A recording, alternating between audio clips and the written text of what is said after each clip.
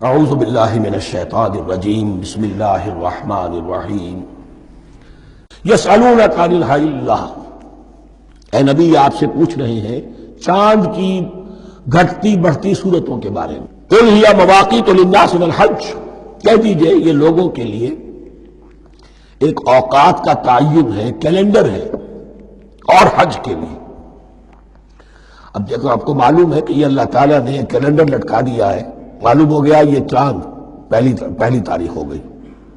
کچھ دنوں کے بعد آپ نے دیکھا معلوم ہوتا ہے کہ اب ایک ہفتہ گزر گیا ہے، آدھا چاند ہو گیا ہے، 2 ہفتے ہو گئے، پورا چاند ہو گیا ہے، پھر نے گھٹنا شروع کیا۔ تو یہ گویا کہ لوگوں کے لیے اوقات کار کی تعین کے لیے، اور خاص طور پر سب سے اہم شے حج۔ اور یہ نوٹ کیجئے، صوم کے بعد حج، اور حج کے ساتھ قتال۔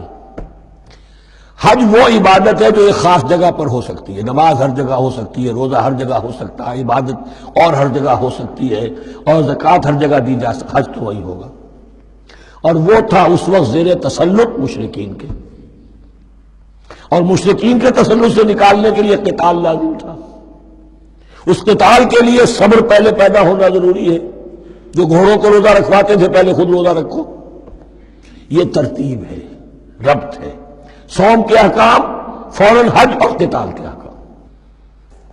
یسألونک عن الہلۃ قل ہی مواقیت للناس والحج ولیس البر بأن تأتوا البیوت من ظہورها ولکن البر من اتقی۔ اور یہ کوئی نیکی نہیں ہے کہ تم گھروں میں ان کی پشت پر سے داخل ہو، بلکہ نیکی تو اس کی ہے جس میں تقوی ہے۔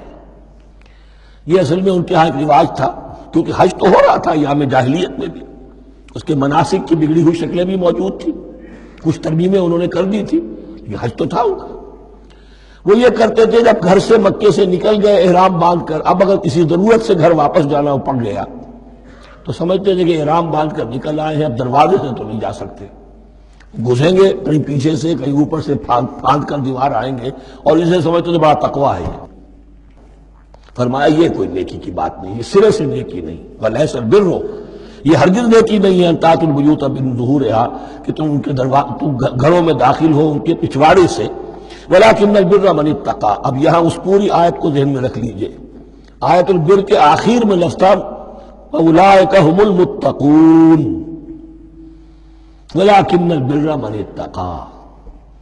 گویا کہ وہ پورا تصور جو ہے یہاں پر جو آیا بر میں آ چکا ہے، اس کو اس لفظ کے حوالے سے اس پورے تصور کو پھر آپ کے ذہن میں تازہ کر دیا۔ وَأْتُوا الْبُيُوتَ مِنْ أَبْوَابِهَا، گھروں میں داخل ہو ان کے دروازوں سے، وَاتَّقُوا اللَّهَ لَعَلَّكُمْ تُفْلِحُونَ، اور اللہ کا تقوی اختیار کرو تاکہ تم فلاح پاؤ۔ وَقَاتِلُوا فِي سَبِيلِ اللَّهِ الَّذِينَ يُقَاتِلُونَكُمْ، لیجئے قتال آ گیا۔ اب یہ تیسری کڑی آ گئی نا، ایک لڑی عبادات کی، ایک لڑی معاملات کی، ایک لڑی انفاق کی، ایک لڑی قتال کی، یہ چوتھی کڑی ہے۔ وَقَاتِلُوا فِي سَبِيلِ اللَّهِ الَّذِينَ يُقَاتِلُونَ، اللہ قتال کرو اللہ کی راہ میں ان سے جو تم سے قتال کر رہے ہیں۔ وَلَا تَعْتَدُوا، لیکن حد سے تجاوز نہ کرو۔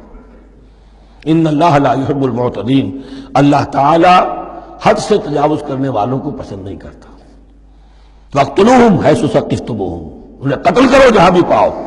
وَأَخْرِجُوهُمْ مِنْ حَيْثُ أَخْرَجُوكُمْ، اور نکالو انہیں وہاں سے جہاں سے انہوں نے تمہیں نکالا ہے۔ مہاجرین کہاں سے نکالے گئے تھے؟ مکے سے۔ محمد الرسول اللہ پر وہاں پر حیات تنگ کر دی گئی تھی، قافیہ تنگ کر دیا گیا تھا، تبھی تو آپ نے ہجرت کی۔ نکالو انہیں وہاں سے جہاں سے انہوں نے تمہیں نکالا ہے۔ والفتنة أشد من القتل، اور یہ خیال نہ رہے کہ قتل اور خون ریزی جو ہے تو بری بات ہے، فتنہ اس سے بھی زیادہ بری بات ہے۔ فتنہ کیا ہے؟ ایسے حالات جن میں کہ انسان اللہ خدائے واحد کی بندگی نہ کر سکے، اسے غلط کاموں پر مجبور کیا جائے، حرام خوری پر مجبور ہو گیا ہو، یہ سارے حالات فتنہ ہیں۔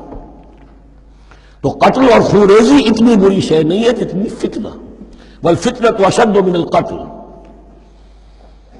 ولا تقاتلوهم عند المسجد الحرام حتى يقاتلوكم فيه، ہاں مسجد حرام وہ چونکہ اسے تو امن کی جگہ بنا دیا گیا ہے، ان سے جنگ مت کرو مسجد حرام کے پاس جو بھی حرم کا علاقہ ہے، حتیٰ یقاتلوکم، یہاں تک کہ وہ خود تم سے قتال کریں اس میں۔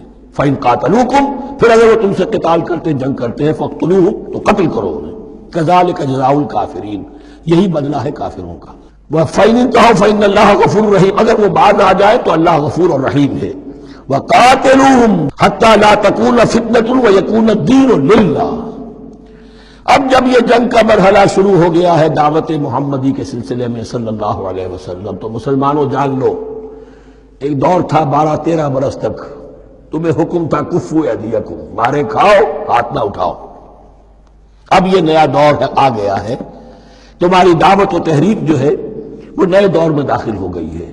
اب جب تمہاری تلواریں نیام سے باہر آ گئی ہیں، اب یہ نیام میں نہ جائیں جب تک کہ فتنہ بالکل ختم نہ ہو جائے اور دین اللہ ہی کے لیے ہو جائے، اللہ کا دین قائم ہو جائے۔ یہ آیت دوبارہ آئے گی اور زیادہ نکھری ہوئی شان کے ساتھ سورہ انفال میں، وَقَاتِلُوهُمْ حَتَّى لَا تَكُونَ فِتْنَةٌ وَيَكُونَ الدِّينُ كُلُّهُ لِلَّهِ، دین کل کا کل، جز نہیں۔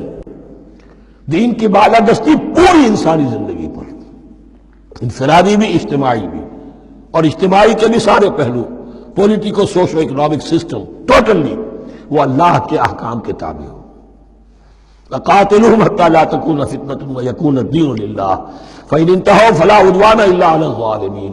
پھر اگر وہ باز آ جائے، صلح چاہے تو ٹھیک ہے، پھر ظالموں کے اوپر جو ہے سوائے ظالموں کے کسی پر زیادتی جائز نہیں۔ الشہر الحرام بالشہر الحرام، حرمت والا مہینہ بدلہ ہے حرمت والے مہینے کا، والحرمات قصاص، اور حرمات کے اندر بھی بدلہ ہے۔ فَمَنِ اعْتَدَىٰ عَلَيْكُمْ فَاعْتَدُوا عَلَيْهِ بِمِثْلِ مَا اعْتَدَىٰ عَلَيْكُمْ، تو جو کوئی بھی تم پر زیادتی کرتا ہے، دست درازی کرتا ہے، تو تم بھی اس کے خلاف کارروائی کرو، اقدام کرو جیسے کہ اس نے تم پر زیادتی کی۔ وَاتَّقُوا اللَّهَ، اور اللہ کا تقوی اختیار کرو۔ وَاعْلَمُوا أَنَّ اللَّهَ مَعَ الْمُتَّقِينَ، اور یہ جان لو کہ اللہ ساتھ ہے متقیوں کی، یعنی اللہ کی تائید، نصرت، اس کی مدد آئے گی اہل تقوی کی۔ اب دیکھیے وہ تیسری کڑی یہاں بہت چھوٹی سی آئی ہے، قتال کی ذرا زیادہ بڑی کڑی آ گئی ہے اور یہ چھوٹی سی کڑی آ رہی ہے۔ قتال کے لیے لازم ہے انفاق بھی۔ جنگ کیسے ہوگی اگر فوج کے لیے ساز و سامان نہ ہو، رسد کا اہتمام نہ ہو، ہتھیار نہ ہو، سواریاں نہ ہو، کیسے ہوگی جنگ؟ وَأَنفِقُوا فِي سَبِيلِ اللَّهِ وَلَا تُلْقُوا بِأَيْدِيكُمْ إِلَى التَّهْلُكَةِ، خرچ کرو اللہ کی راہ میں اور مت ڈالو اپنے آپ کو اپنے ہاتھوں ہلاکت میں۔ یعنی اللہ کا دین اس وقت اسے احتیاج ہے، وہ پیسہ چاہتا ہے، جیسے حضور نے تبوک کے موقع پر عام اپیل کی اور آپ اپنے مال کو لے کر بیٹھے ہوئے ہیں، تو گویا کہ آپ نے اپنے آپ کو ہلاکت میں خود ڈال دیا۔ یہ انفاق ہے، جہاد بالمال۔ وَأَنفِقُوا فِي سَبِيلِ اللَّهِ وَلَا تُلْقُوا بِأَيْدِيكُمْ إِلَى التَّهْلُكَةِ وَأَحْسِنُوا إِنَّ اللَّهَ يُحِبُّ الْمُحْسِنِينَ، اور احسان کی روش اختیار کرو، دین کے اندر بھی خوبصورتی پیدا کرو، دین میں بہتر سے بہتر مقام حاصل کرنے کی کوشش کرو۔ ہمارا معاملہ کیا، دنیا میں آگے سے آگے اور دین میں پیچھے سے پیچھے۔ دین میں یہ دیکھیں گے اس سے کم پر گزارا ہو سکتا ہو، کوئی اور شے ہو کہ جس میں اس سے کم سے بھی بات پوری ہو جائے، دین میں یہ ہوگا، اور دنیا میں آگے سے آگے ہے جستجو کہ خوب سے ہے خوب تر کہاں۔ تو اگر یہ جستجو دنیا میں ہے، اس سے بڑھ کر دین میں ہونی چاہیے۔ فاستبقوا الخیرات، نیکیوں میں ایک دوسرے پر بازی لے جانے کی کوشش کرو۔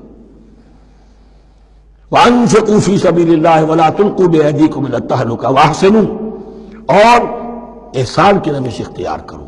ان اللہ یحب المحسنین، یقیناً اللہ تعالی محسنین کو، ان لوگوں کو کہ جو درجہ احسان پر فائز ہو جائیں، محبت کرتا ہے، انہیں پسند کرتا ہے۔ یہ حدیث جبرائیل اگر ذہن میں ہو تو 3 درجے ہیں، جیسے میں نے آج بتایا آپ کو، وَنَحْنُ لَهُ مُسْلِمُونَ وَنَحْنُ لَهُ عَابِدُونَ وَنَحْنُ لَهُ مُخْلِصُونَ۔ 3 درجے دوسرے ہیں، اسلام، ایمان، احسان۔ اخبرنی عن الاسلام، اخبرنی عن الایمان، اخبرنی عن الاحسان۔ احسان کیا ہے؟ ان تعبد اللہ کانک تراہ فإن لم تکن تراہ فإنہ یراک۔